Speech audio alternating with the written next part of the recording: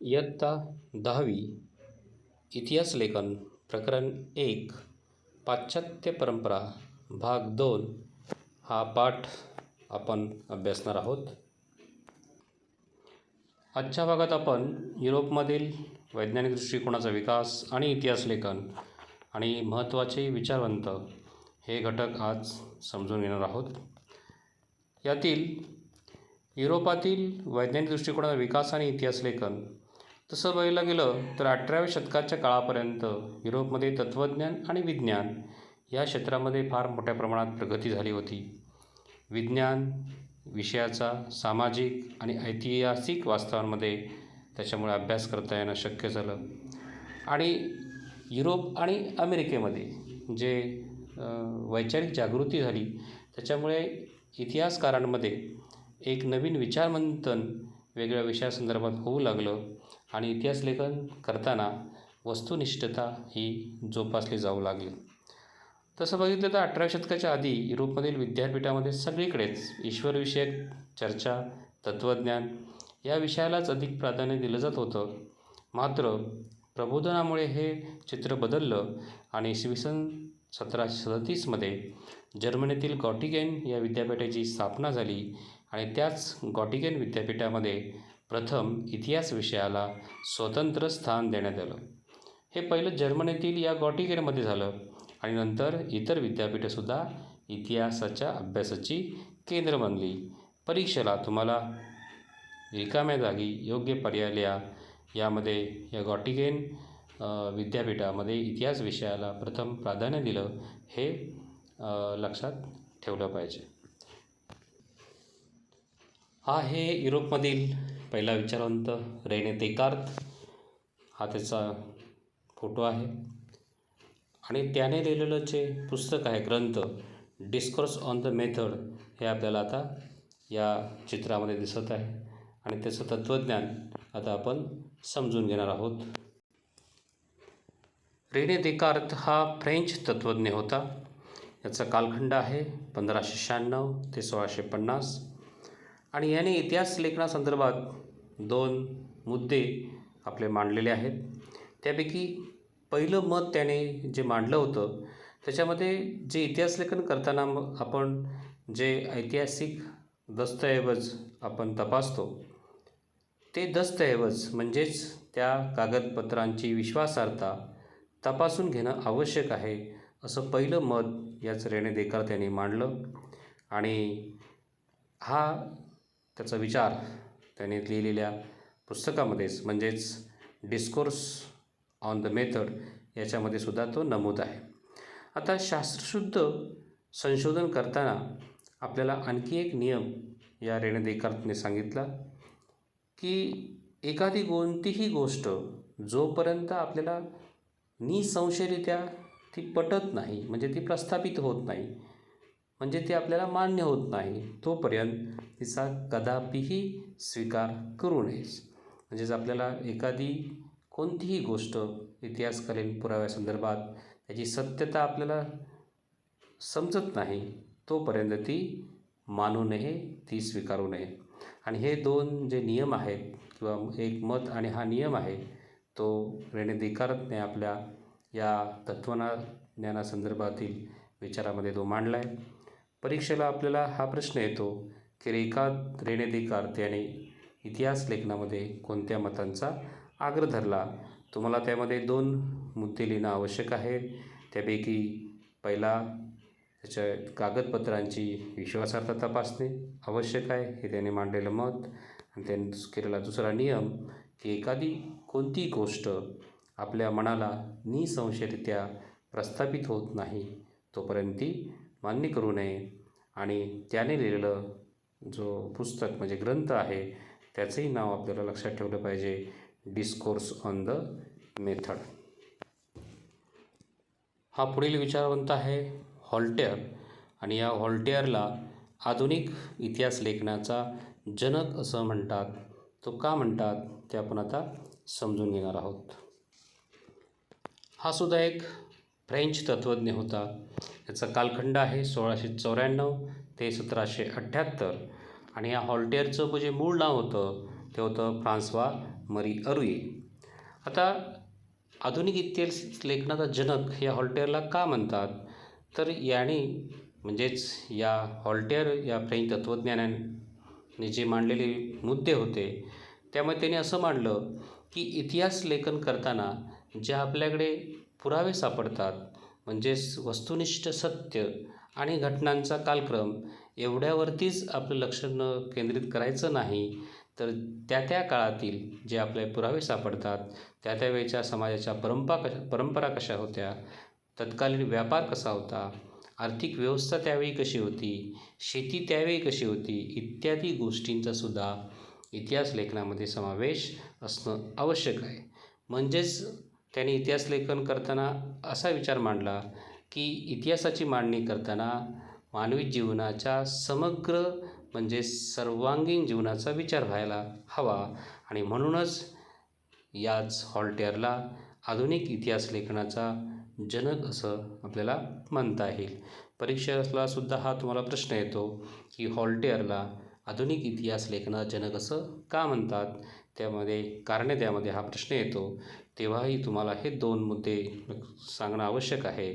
म्हणजेच कोणते, की वस्तुनिष्ठ सत्य आणि घटनाक्रम यांचाच इतिहास लेखनामध्ये समावेश असता कामा नये, तर त्या त्यावेळची शेती, आर्थिक व्यवस्था, त्यावेळचा व्यापार, परंपरा हे सुद्धा त्याच्यामध्ये असणं आवश्यक आहे.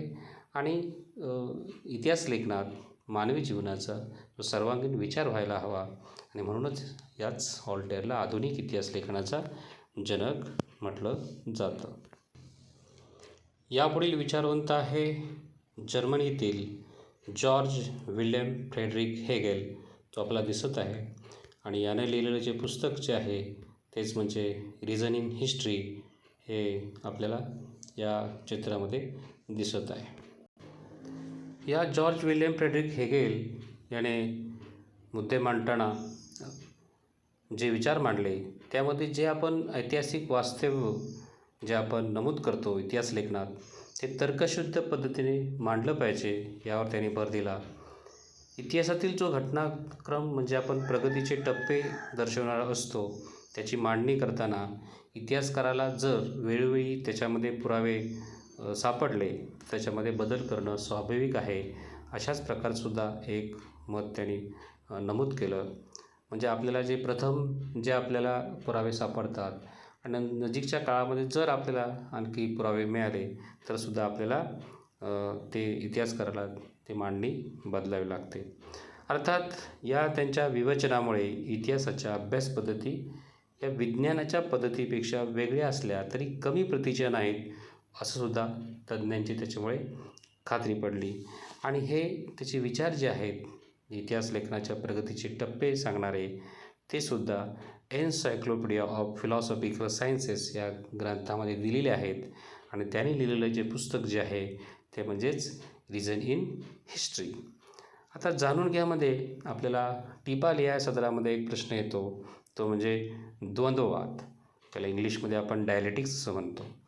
आता द्वंद्ववाद कशाला म्हणतात, की जेव्हा आपण कोणती घटना ती समजून घेतो, तिचा अर्थ लावतो, तेव्हा तिची वर्गवारी 2 विभागात ती करतो.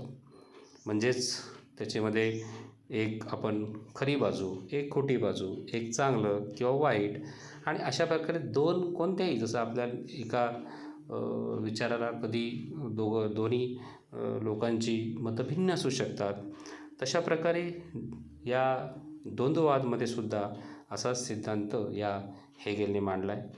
हा सिद्धांत काय सांगतो, की या पद्धतीत प्रथम एक सिद्धांत मांडला जातो, त्यानंतर त्या सिद्धांताला छेद देणारा प्रतिसिद्धांत मांडला जातो. म्हणजे एका मताला दुसरं मत हे जोडलं जातं आणि त्या दोन्ही सिद्धांताच्या तर्कधिष्ठित उहापोहानंतर, म्हणजेच त्या दोन्ही चर्चेतील तर्कधिष्ठित चर्चेनंतर त्या दोन्हीचे सार ज्यामध्ये सामावलेले आहे, म्हणजे दोन्हातून एक योग्य अशा प्रकारचा अर्थ काढलेला आहे, अशा सिद्धांतांची समन्वयात्मक मांडणी केली जाते आणि तो सिद्धांत मांडला जातो. यालाच द्वंद्ववाद असं म्हणतात, म्हणजेच डायलेक्टिक्स.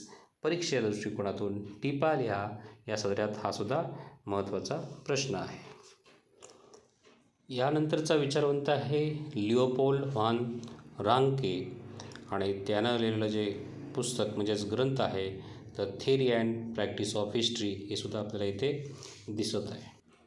याचा कालखंड आहे 1795 ते 1886 आणि याने जे इतिहास लेखनासंदर्भात जे आपले विचार व्यक्त केले त्यामध्ये त्याने इतिहास लेखनाची संशोधनाची चिकित्सक पद्धत असावी हा त्याने मुद्दा मांडला आणि इतिहास लेखन करताना जे मूळ दस्तऐवज आपल्याकडे प्राप्त होतात त्या आधारेच आपण इतिहास लेखन जे करतो त्यावर त्याने भर दिला.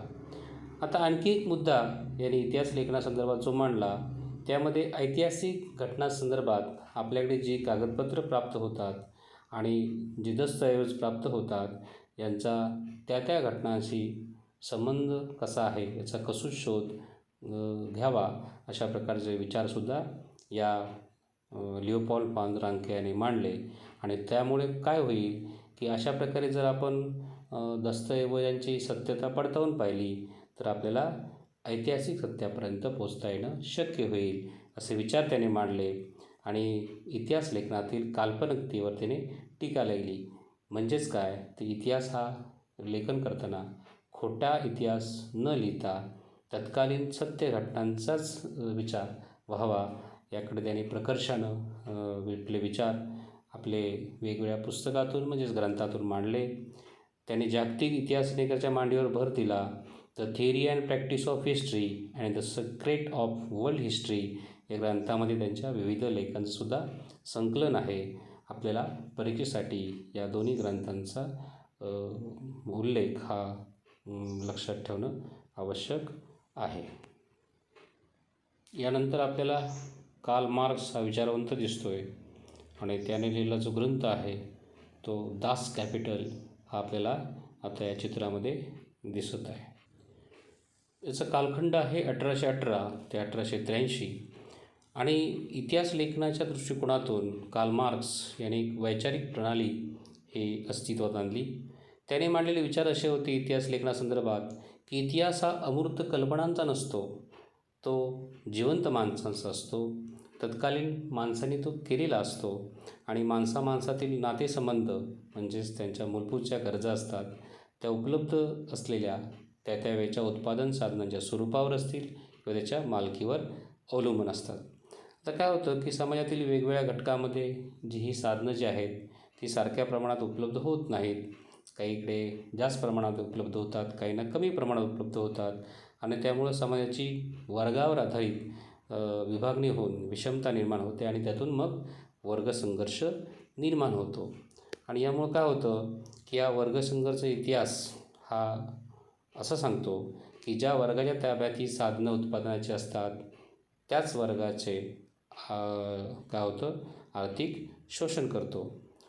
म्हणजेच तो इतर वर्गांचे आर्थिक शोषण हे जास्त प्रमाणामध्ये ते केलं जातं अशी मांडणी त्यांनी केली आणि हा त्याचा उल्लेख कशामध्ये आहे जगप्रसिद्ध दास कॅपिटल या ग्रंथात त्याचा काय आहे उल्लेख आहे.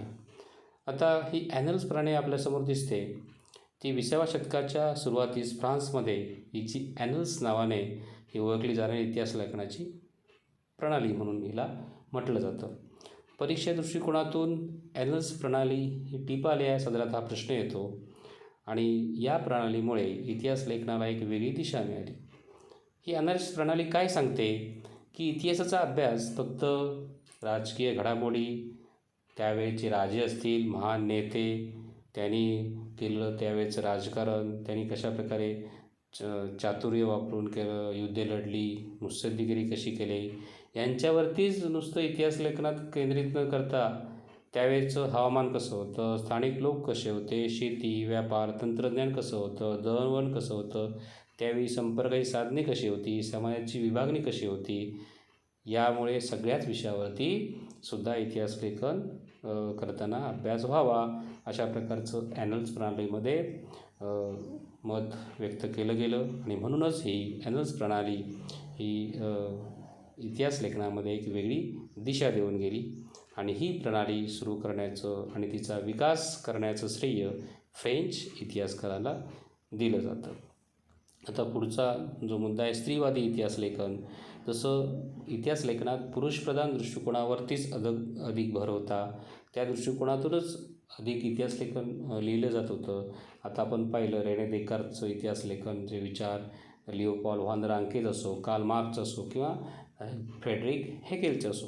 मात्र स्त्रीवादी इतिहास लेखनसुद्धा त्या काळात होऊ लागलं आणि त्याची पहिली फ्रेंच विदुषी होती सीमा द बोवा. आणि याच सीमा द बोवा यांनी स्त्रीवादी इतिहास लेखनामध्ये स्त्रियांचा अंतर्भाव करण्याबरोबरच इतिहास लेखनाच्या क्षेत्रातील पुरुषप्रधान दृष्टिकोनावरती पुनर्विचार करण्यावर भर दिला गेला. म्हणजे जे फक्त पुरुषप्रधान संस्कृतीवर आधारित जे इतिहास लेखन होत होतं, तो दृष्टिकोन बाजूला करत स्त्रियांच्या दृष्टिकोनावर सुद्धा इतिहास लेखनात समावेश असावा हे प्राधान्य सीमा दो बोवा यांनी सुरू केलं. त्यानंतर स्त्रियांच्या आयुष्याशी निगडीत नोकरी असेल, रोजगार असेल, वेगवेगळ्या युनियन, ट्रेड युनियनसारख्या युनियन संस्था असतील आणि स्त्रियांचं कौटुंबिक आयुष्य कसं असावं यासारख्या विविध पैलूंवरती सविस्तर विचार करणारं संशोधन हळूहळू सुरू झालं. आणि आज आपण पाहतो 1990 नंतर स्त्री हा एक स्वतंत्र सामाजिक वर्ग आहे आणि असाच विचार मानून आता इतिहास लेखन आपल्याला केलेलं दिसतं. परीक्षा दृष्टिकोनातून सुद्धा स्त्रीवादी इतिहास लेखन आणि स्त्रियांच्या संदर्भात विविध पैलूंवर विचार करणारं संशोधन हे सुद्धा प्रश्न या स्त्रीवादी इतिहास लेखना दृष्टिकोनातून महत्त्वाचे आहेत. आता आपल्यासमोर दिसतोय पुढील विचारवंत मायकेल फुको आणि त्याने लिहिलेला हा ग्रंथ आहे the archaeology of knowledge. Michel Foucault यांनी इतिहास लेखनासंदर्भात एक नवीन संकल्पना पुढे आणली. त्याने आर्किओलॉजी ऑफ नॉलेज या ग्रंथामध्ये त्याने असं मत मांडलं की थोडीशी वेगळी विचारसरणी का, तर इतिहासाची कालक्रमानुसार जी आपण अखंड मांडणी करतो, जी इतर काही इतिहासकाराने ती पद्धत मांडली होती, तशा प्रकारची मांडणी करण्याची पद्धत चुकीची आहे असं प्रतिपादन या मायकेल फुको यांनी केलं.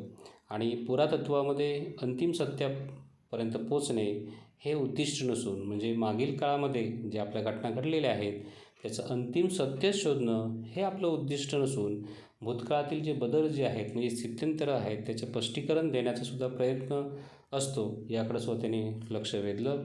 आणि हे जे फुको यांनी इतिहासातील स्थित्यंतराचं स्पष्टीकरण देण्यावर भर दिला म्हणून त्यांना त्यांच्या या पद्धतीला ज्ञानाचं पुरातत्व असं म्हटलं जातं. परीक्षा दृष्टिकोनातूनसुद्धा हा महत्त्वाचा प्रश्न आहे मायकेल फुको आणि त्यांची ही नवीन पद्धत.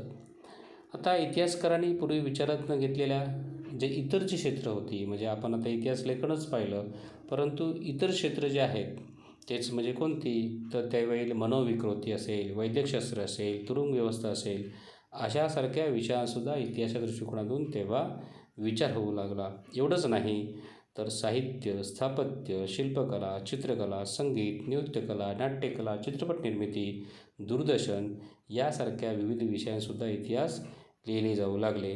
अशा प्रकारे आपण हा इतिहास पाठ प्रकरण 1 इतिहास लेखन परंपरा पाश्चात्य हा अभ्यासलेला आहे.